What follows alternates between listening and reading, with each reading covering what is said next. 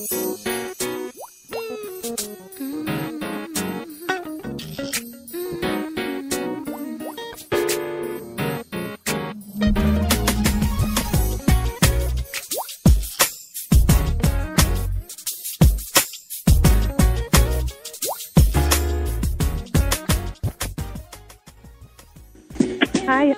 and welcome to Woman to Woman.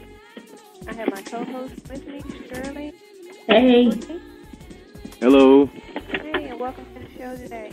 Today's show we're going to be talking about love, conditional versus unconditional. So before we get into the show, let's get started with Shirley and today's news.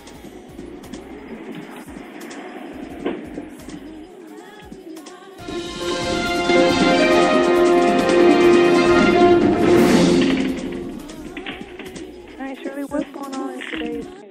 Well, time's supposed to be really, really hard because the story I got for you today is really crazy. It comes from a woman who lives in Rock Hill, North Carolina. This article says, a Rock Hill, North Carolina woman knew something was in her attic when she heard a thump and then saw some nails start popping out from her bedroom ceiling one night. Tracy, a mother of 5, thought it might be an animal. She sent her older son and nephew to check it out. This is what they told WCNC TV in Charlotte.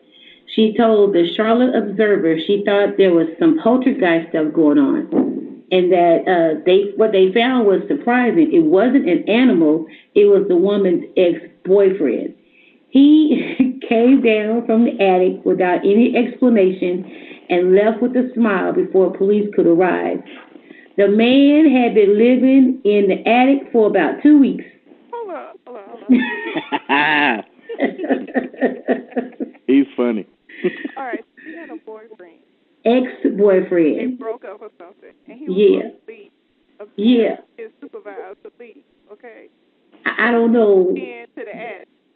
Didn't he just get out the pen, or he just got out of jail, right? Yes, he was just recently released from jail. He had packed up all the old coats and jackets, and, he had them around the heating unit, and he was sleeping in the heating unit. Wow. And wait, they also found large plastic cups containing human waste, which explains how he relieved himself as his rooftop hideaway. I can't believe this, man. This man was able to peek through an air vent in the ceiling from her bedroom. First of all, I'm still trying to understand how he got up there without anybody knowing that he was there.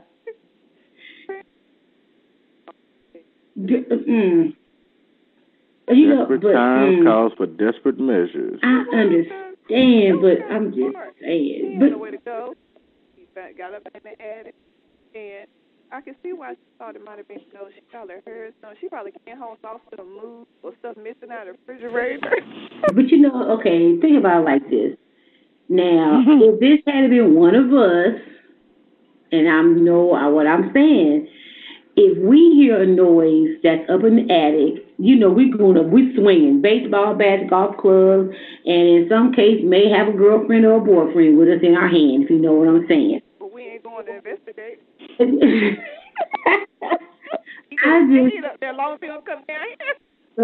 No, you can't stay up there with me because, I got to be. First of all, he's sitting there, he's watching this lady at night, watching everything she's doing when she's in her bedroom. So that's invading her personal space, first of all. I have. Yeah, excuse me.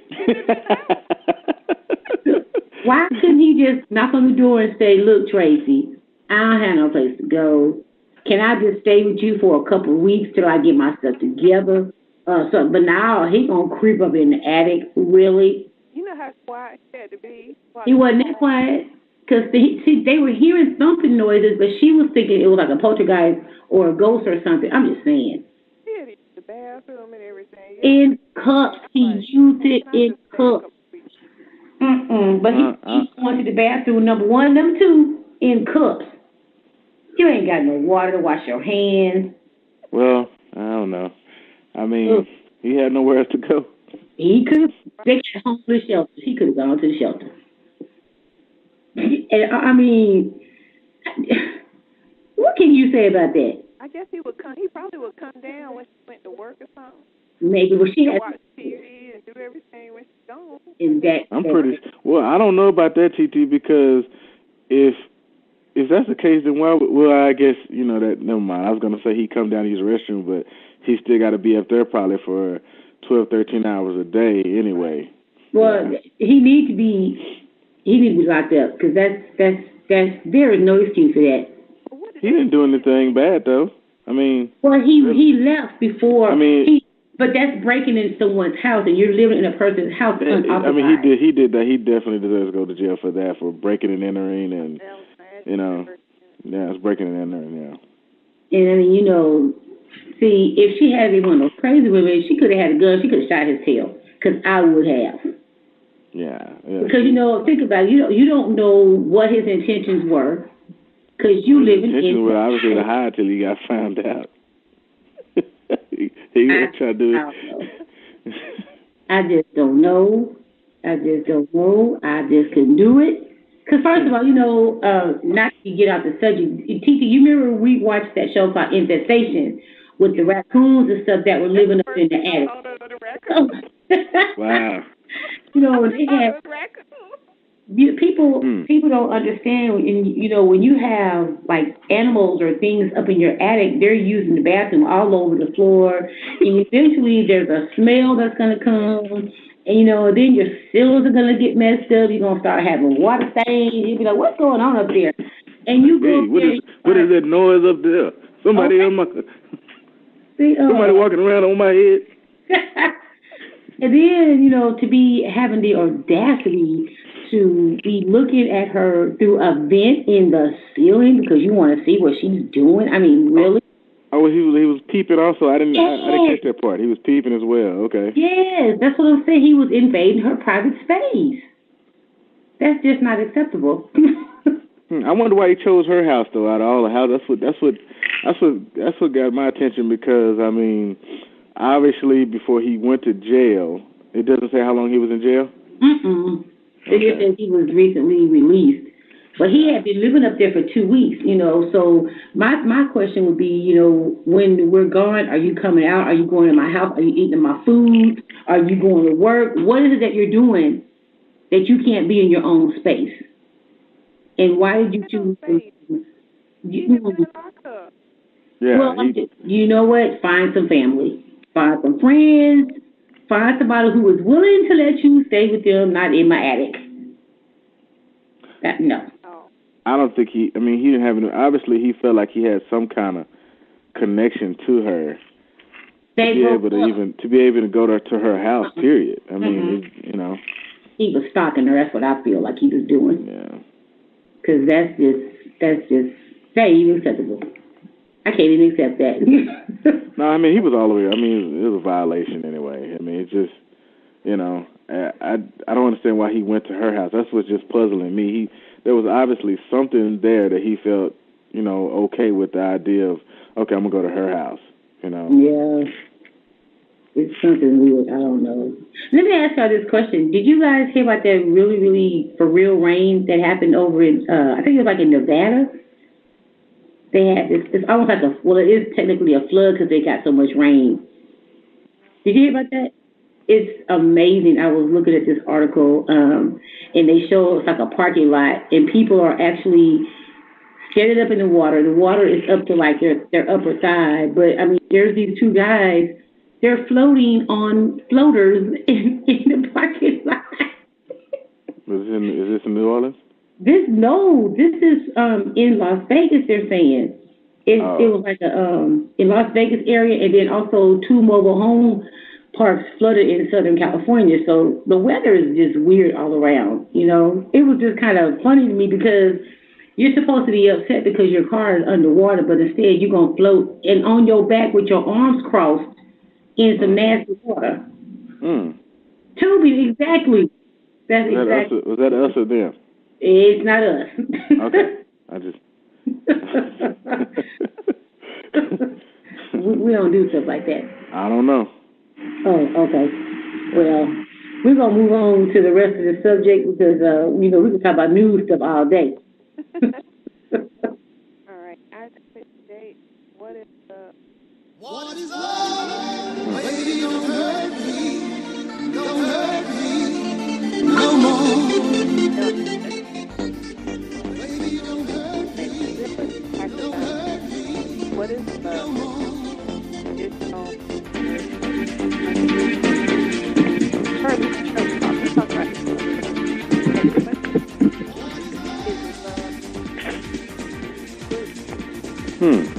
Love, I think it's an emotion first, but I think after that it's an action. Shirley, you want to have what you said? Girl, I slept since then. I don't know what I said. Wow. It has been a while. So Yeah. so bear with us, listeners. It's been a while, so I think it's still kind of a feeling. It's something that you feel for a person, the way that you feel about them. But then it can depend on how the person is receiving it, because to the opposite person, whether it be male or female, it may just be an emotion for them. It may not be a feeling. Well, I think personally that love, people define it in different ways. And, for instance, you might get a couple and the wife may say, well, you don't love me the way that I love you. And the husband may be thinking, I'm loving you the best that I can, or how I know how to love you. And that's where the complications come into play, because, I would think that most people want to be loved wholeheartedly and unconditionally, but that doesn't always pan out that way. That's why I say love is an action, more so than just a feeling, because the feeling can go away. But if you still love somebody, and then you'll still do things or do certain things for them or with them. But see, that's not love. That's being in love. That's not just love, because love is a feeling. There's a difference. I think love is more of a choice or action.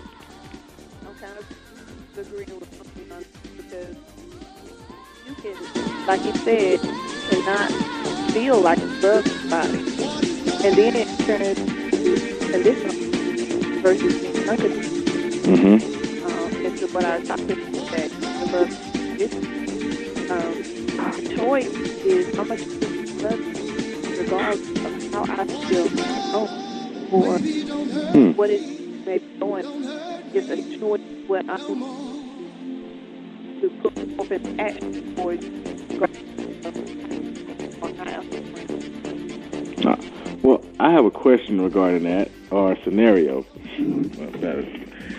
So, what you're saying is that, okay, say if you have two people, and this person is saying, well, we're together, blah, blah, blah.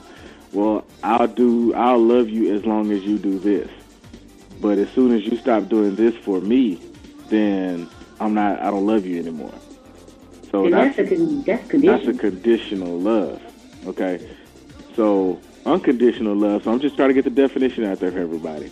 So an unconditional love means even if you don't do what I need you to do for me, or even if I ask you to do something for me and you don't do it, or you can't do it, I still love you. So that's what we're calling unconditional love, right? Or I love you no matter what. Exactly. Basically. Okay. All right.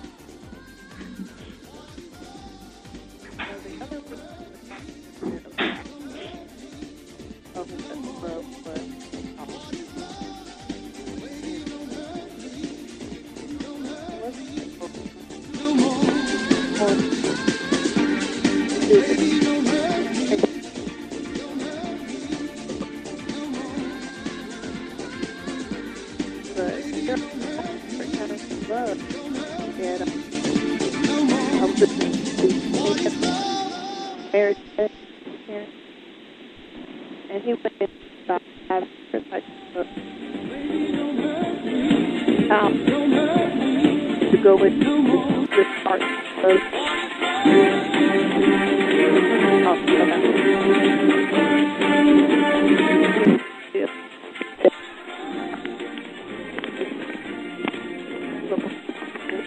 was something I wanted to talk about the opposite of this just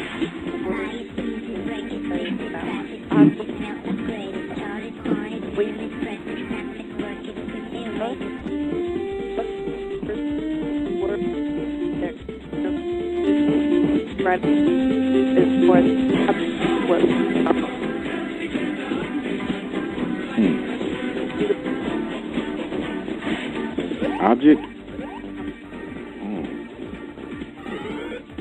You mean like affection?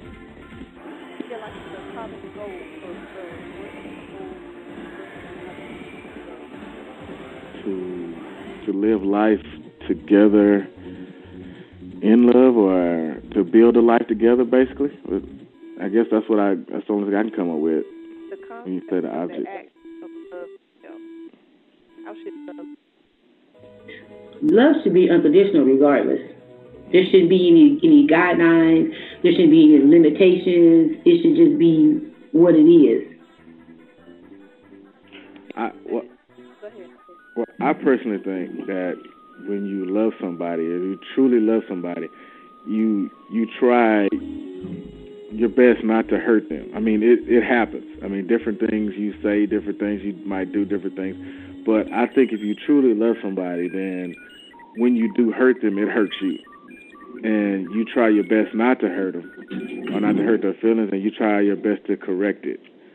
When I think people are at a point where they say, okay, yeah, I love you, yeah, I hurt you, oh well, then I don't think they really truly love you. That's just my personal feelings. Well, I think I understand what you're saying, but I also feel like when a person or people, they hurt each other, they do it intentionally, and it's like, well, get over it, or that was in the past, or, whatever, blah, blah, blah. If you continue to do the same thing over and over and over, then you have no love feelings in you, because it could be that something happened to that individual prior to them meeting you, and they're on this defensiveness where, I'm going to attack anything and everything. Okay, then when that happens, then what happens to the unconditional love? Then they never had it. You may have it, and you may keep on forgiving that person, and you'll be like, well, such and such, this is what you did to me, and you try to have a conversation with them. But if they come back at you like, whatever, okay, then you can still love them if you want to, and if you choose to stay with them, there's something wrong with you.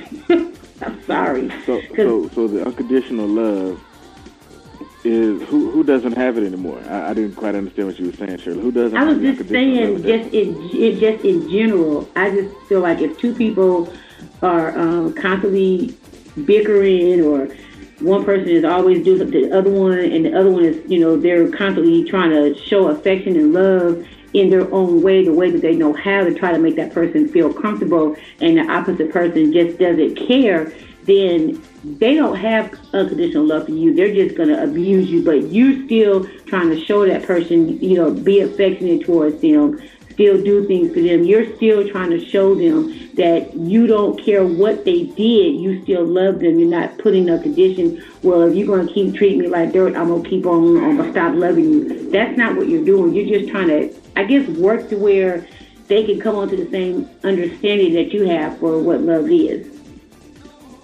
If you want,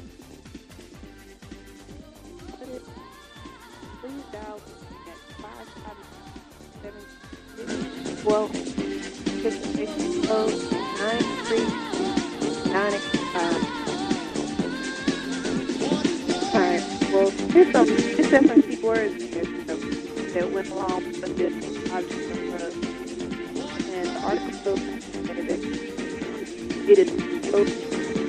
Without care, without it, without it all. It is uninfluenced. And it's saying that it doesn't have to be, you don't have to influence or first or in it as it's everlasting, direct, and then it also says number 3, infinite. It doesn't just limit. Broad, it doesn't for the sun. great family. It doesn't. It also is poor and then exhausting. Meaning that not that ever run out but it lives without itself. And it's invincible, meaning that it overcome all obstacles. It breaks all errors, it removes all inhibitions, and it even melts the hardest heart. And at the point,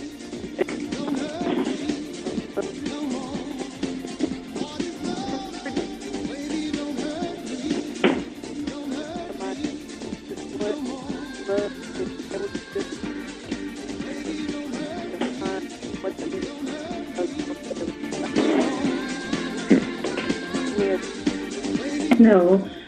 I just think that,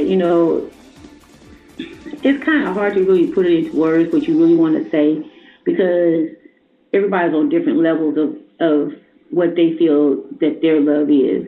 But I just think in general that if there are two people that once they get married because they want to be with that person for the rest of their life and then they show them their true selves after the fact and they change to this Dr. Jekyll, Mr. Hyde or Mrs. Hyde type person and you're like, what is it that I got married to, and you're still trying to do for that person and take care of them and they just abuse you and take advantage.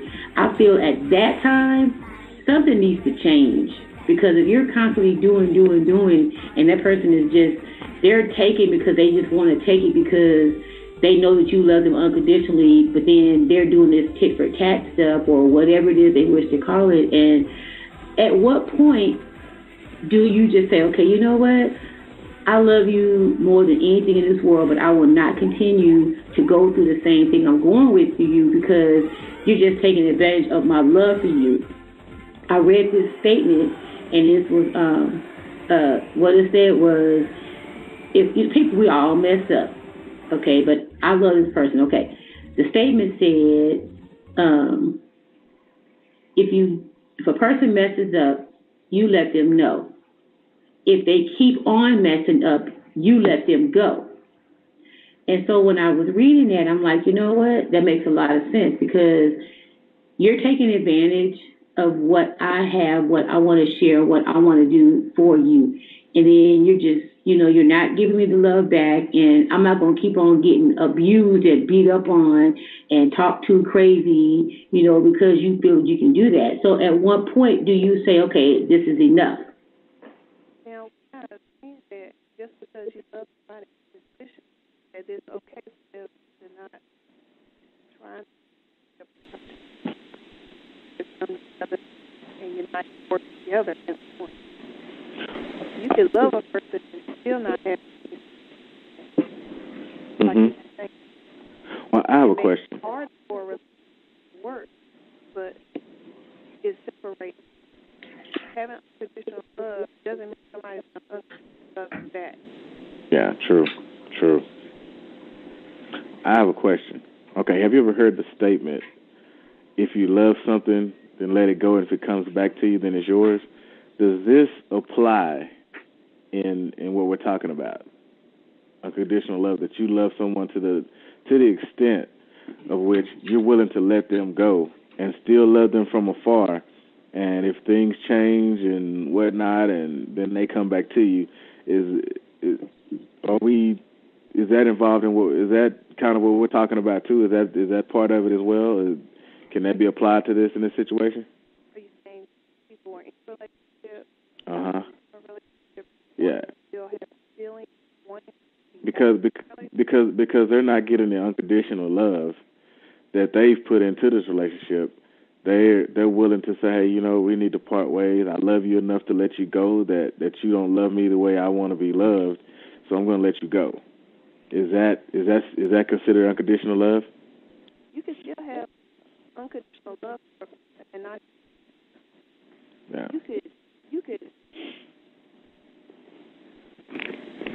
You can love. I mean, it doesn't even have to be a person like boy, girl, it's your mother or father, you have unconditional love for a person in general, whether it's you don't live with people or not. You can move miles away and still have unconditional love for your parents. But what we're talking about, love from another person. Yeah, but what we're talking about today has to do with man and woman, right? Man and woman. Okay.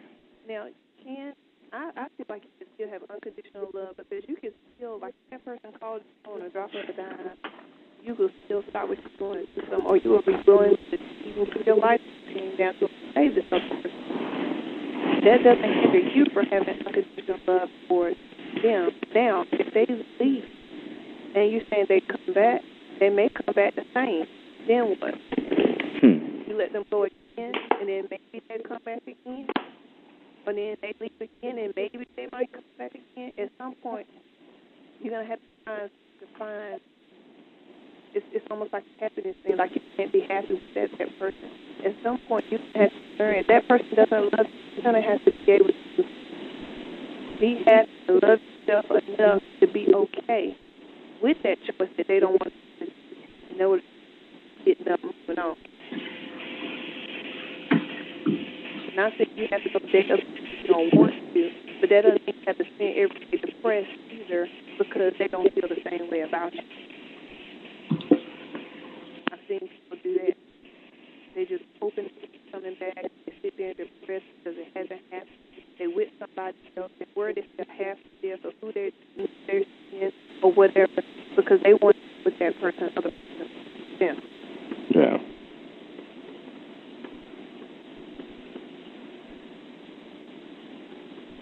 So, is that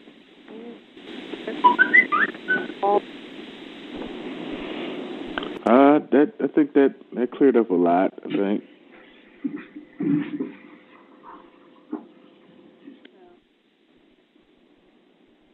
If they come back, they might come back, they feel, they might not do, they might, it didn't work out well. If it was better with who I was before, but they have still doing the same, you're still not yet, or could try to turn it down, things work, everything's perfect. That's almost in the fantasy world when you say that, because if a person, if two people are together and let's say that the wife is doing everything she's supposed to do and then some, and the husband just ain't feeling her. And so she's this praying woman, she's going to church all the time and whatever. And he's like, whatever, I'm going to do what I want to do. Okay, well, I'm going to let you go. So he leaves. And then he finds out that the grass is not greener on the other side, and so he comes back. But when he comes back, he's like, well, this is how this is going to work for me. This is what I need from you. I feel at that point that it becomes a condition that if you don't do what I say that you need to do, then it's still not going to work. It is. So then one unconditional versus a conditional, they can't live together because it's going to always be. That person as are, yep. To be unconditional. Right. But I mean, if you have a problem with the way that person is, they're not able to accept that, then it's just always. Yeah. Exactly. Wow.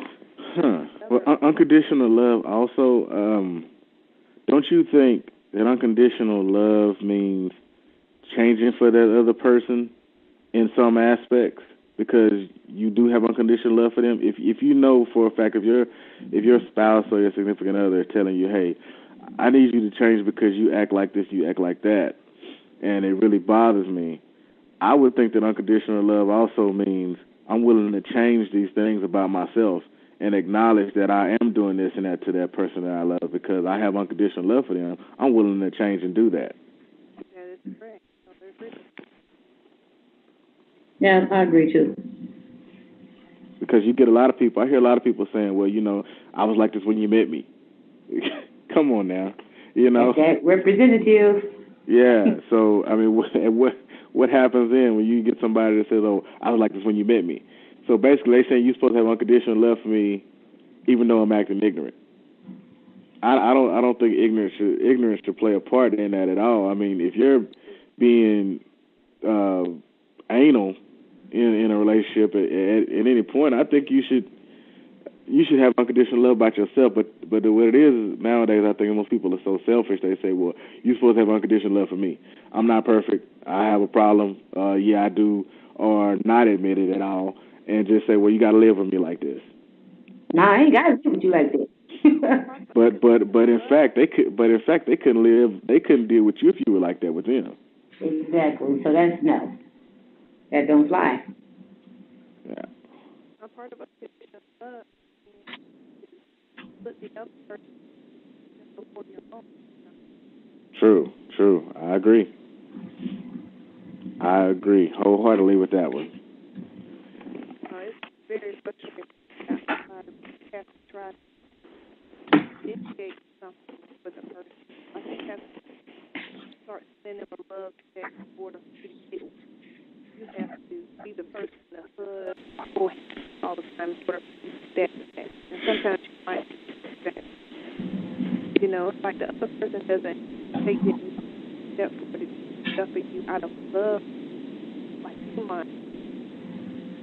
And you're like, oh, all it is.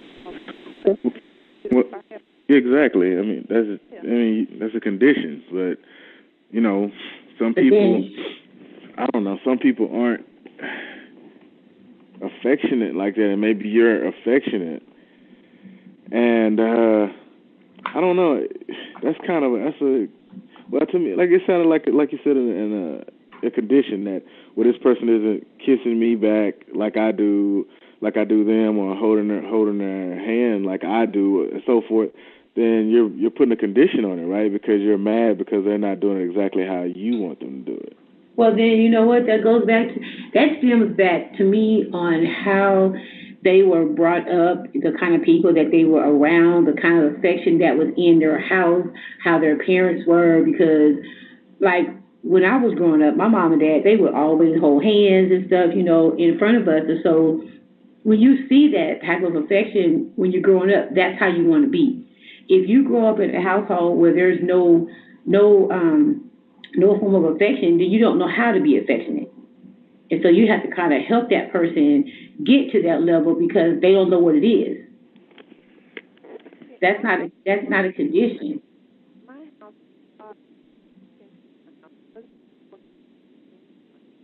Most of my ideal love was watched on television, which a lot of people today get that idea from television, especially if they might have in their home.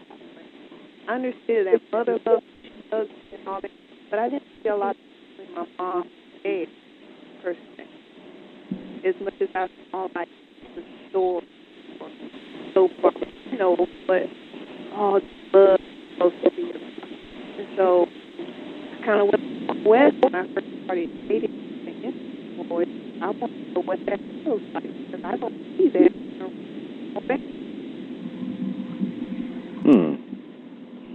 So you went on a quest. I think I went on a quest. Okay. Love feels like. I don't see love.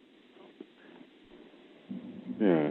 Well, how I grew up in my home, my parents weren't really what you call affectionate people towards each other, but I knew they loved each other because they had each other's back. I mean, they fully support each other, and you could see it.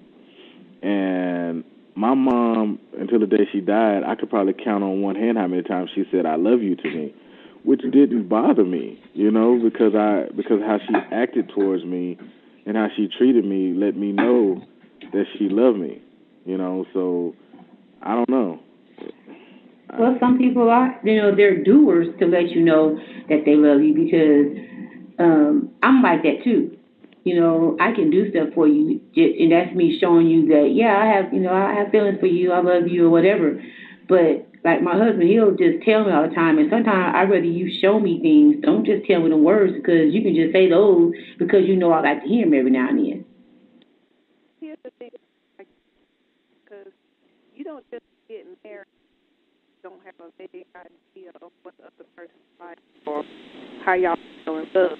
You date, got to know each other, you know whether your spouse or mate that you're with, after dating them for a while, you know if they're very affectionate. They like this, hug, going, out, chocolate, going.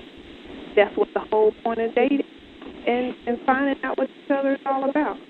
So you already have an idea if the person you're with is a sister or older or like affection in public place. You've been dating for a while. You know that.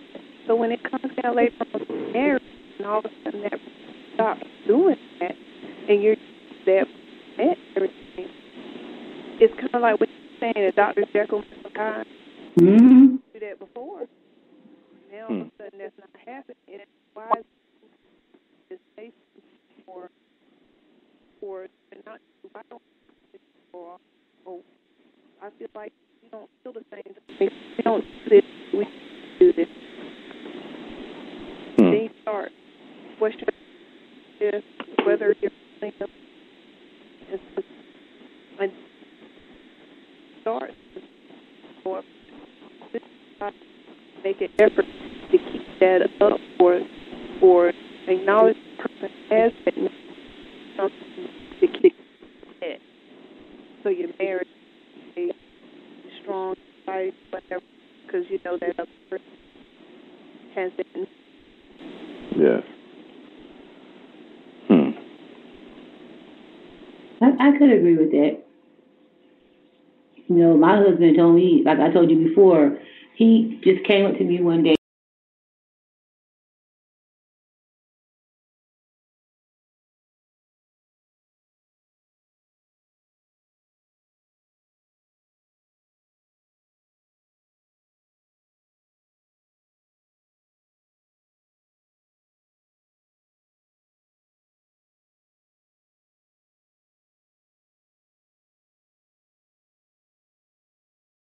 Going out, I would make him a dinner. So I made him a lobster and steak dinner.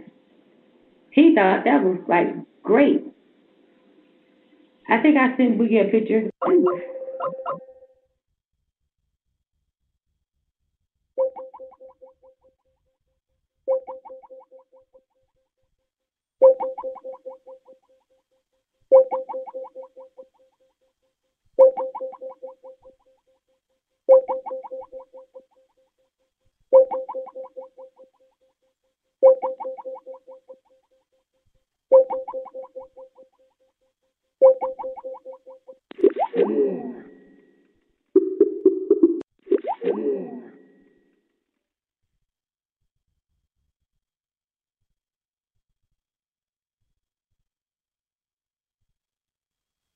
What is love? Baby, don't hurt